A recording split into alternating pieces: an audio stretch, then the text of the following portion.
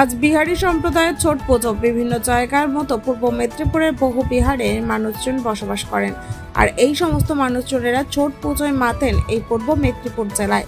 আর ছট পুজোয় কোলাঘাটের রূপনারায়ণ নদের তীরে কাঠচাড়া ময়দানে বহু বিহারি সম্প্রদায়ের মানুষ আসেন ছট পুজোয়। আজ বিকেলে কোলাঘাট সহ তমলুকে, খড়গপুর সহ বিভিন্ন এলাকায় ছট পুজোর জন্য উপস্থিত হয়েছেন হাজার হাজার মানুষ। আমাদের এখানে প্রতি বছরই ছট পুজোর উপলক্ষে বিভিন্ন জায়গা থেকে এবং বিভিন্ন স্থান থেকে বহু মানুষ আসেন এখানে।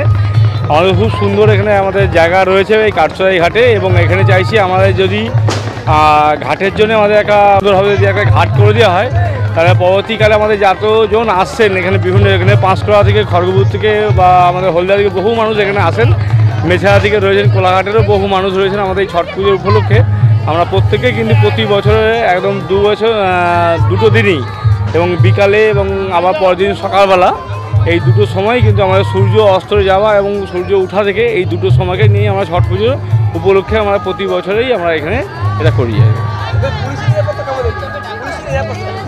পুলিশের নিরাপত্তা খুব সুন্দরভাবে, এবং আমাকে দীর্ঘদিন ধরে এক সপ্তাহ আগের থেকে আমাকে ফোন করছে কবে আমাদের পুজো রয়েছে না রয়েছে, এবং আজকেও আমাকে ফোন করেছে।